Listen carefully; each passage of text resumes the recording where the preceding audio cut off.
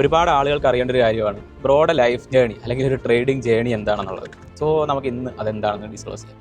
So first of all ഞാൻ trading start ചെയ്യുന്നത് ഒരു 2018 ടൈമിലാണ് സ്റ്റാർട്ട് ചെയ്യുന്നത്. ഒറ്റയ്ക്കല്ല, എൻ്റെ കൂടെ ഒരു ഫ്രണ്ട് ഉണ്ടായിരുന്നു. അപ്പോൾ ഞങ്ങൾ രണ്ടുപേര് ചേർന്നിട്ടാണ് ട്രേഡിംഗ് കാര്യങ്ങളൊക്കെ സ്റ്റാർട്ട് ചെയ്യുന്നത്. അപ്പോൾ ഫസ്റ്റ് ടൈം നമ്മൾ യൂഷ്വലി എല്ലാവരെയും പോലെ തന്നെ ലൈക്ക് ഇന്ത്യൻ എല്ലാവരെയും പോലെ തന്നെ ഞാൻ ഇന്ത്യൻ മാർക്കറ്റിലായിരുന്നു. ഓരോ മാർക്കറ്റിൻ്റെ ഒരു ഫിനാൻഷ്യൽ സ്റ്റാറ്റസ് പറയുവാണെങ്കിൽ ഇന്ത്യൻ മാർക്കറ്റിൽ നമ്മൾ നല്ല രീതിയിൽ പൈസ കളഞ്ഞിട്ടുണ്ട്. കാരണം ആസ് എ ബിഗിനർ നമുക്കൊന്നും അറിയത്തില്ല. നമ്മൾ എന്തൊക്കെയോ ചെയ്യുന്നു, യൂട്യൂബിൽ പോകുന്നു, റഫർ ചെയ്യുന്നു, അവിടെ കാണുന്നത് ചെയ്യുന്നു, ഇവിടെ കാണുന്നത് നാളെ വേറൊരു സ്ട്രാറ്റജി ചെയ്യുന്നു. അങ്ങനെ ഒരു പെട്ടെന്നൊരു സുപ്രഭാതത്തിൽ ഓപ്ഷൻ സെല്ലിങ്ങിലോട്ട് അല്ലെങ്കിൽ ഓപ്ഷൻസിലോട്ട് ഇൻട്രൊഡ്യൂസ് ആകുന്നു. ഓപ്ഷൻസിൽ ആദ്യം ചെയ്യുമ്പോൾ ഫസ്റ്റ് ഡേ പ്രോഫിറ്റ് ആയിരുന്നു. ഓപ്ഷൻസിൽ ചെയ്യുമ്പോൾ ഐ തിങ്ക് 18,000 രൂപ സംതിങ് എനിക്കൊരു പ്രോഫിറ്റ് ഉണ്ടായിരുന്നു. അപ്പോൾ ഞാൻ ഭയങ്കര എക്സൈറ്റഡ് ആയിരുന്നു. അപ്പോൾ എന്ത് ചെയ്തു, okay this game is much better than normal intraday എന്നുള്ള മൈൻഡ് സെറ്റ് ആയി. ക്യാഷ് ഇങ്ങോട്ട് ഇൻവെസ്റ്റ് ചെയ്തു, എല്ലാം കളക്ട് ചെയ്യും. അത് ഞാൻ പലതവണ പറഞ്ഞിട്ടുള്ളതാണ്, എമൗണ്ട് കാര്യങ്ങൾ പറയുന്നത്. പിന്നെ ഒരു ചേഞ്ച് എന്ന് പറഞ്ഞു കഴിഞ്ഞാൽ 2021 ഈ ടൈമിൽ ബുൾ റൺ സ്റ്റാർട്ട് ചെയ്ത ടൈമിൽ നമ്മൾ പതിയെ ക്രിപ്റ്റോയിലേക്ക് ഷിഫ്റ്റ് ആയി. ബുൾ റണ്ണിന്റെ ആണോ നമ്മുടെ ലെക്കാണോ എന്താണെന്ന് അറിയത്തില്ല, നമ്മൾ നല്ല രീതിയിൽ പൈസ ഉണ്ടാക്കിയിട്ടുണ്ട്. അതായത് we made lot of money. Crypto ടൈമിൽ എൻ്റെ ഗ്രൂപ്പിലൊക്കെ ഉള്ള ആളുകൾക്ക് മേ ബി അറിയായിരിക്കും. ഇവൻ ഇപ്പം നമ്മുടെ യൂട്യൂബ് ചാനലിൽ പോയാലും സ്റ്റിൽ അന്നത്തെ കുറച്ച് വീഡിയോസ് ഒക്കെ ഇപ്പോഴും കിടപ്പുണ്ട്. It was good. അതായത് നമുക്ക് ലോസ് എന്ന് പറയുന്ന ഒരു കാര്യം നമുക്ക് ഉണ്ടായിട്ടില്ല.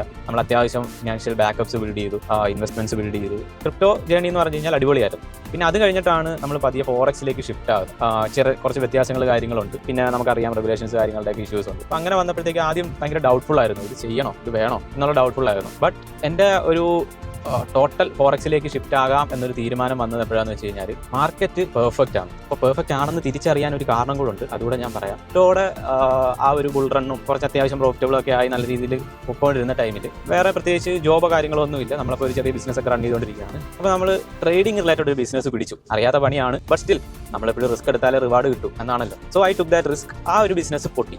അത് പൊട്ടിയ ടൈമിൽ നല്ല രീതിയിൽ സ്ട്രഗിൾ ചെയ്തു. സ്ട്രഗിൾ മീൻസ് അത്യാവശ്യം നമ്മുടെ സേവിങ്സ് കാര്യങ്ങൾ, ഈ പറഞ്ഞ എമൗണ്ട്സ് കാര്യങ്ങളൊക്കെ അവിടെ റീഇൻവെസ്റ്റ് ചെയ്യേണ്ടി വന്നു. അല്ലെങ്കിൽ അങ്ങനെ നിൽക്കുമ്പോഴാണ് ലൈക്ക് നമ്മൾ മൈൻഡ് സെറ്റ് ഒന്നും ഓക്കെ അല്ല, പീസ് ഇല്ല, കാമല്ല. അങ്ങനത്തെ സിറ്റുവേഷനിൽ വീണ്ടും എവിടെയെങ്കിലും പോക്കിന് കയറാം തൽക്കാലത്തേക്ക്. കാരണം നമ്മൾ മൈൻഡ് ഓക്കെ അല്ലാത്ത പക്ഷേ നമ്മൾ ട്രേഡിംഗ്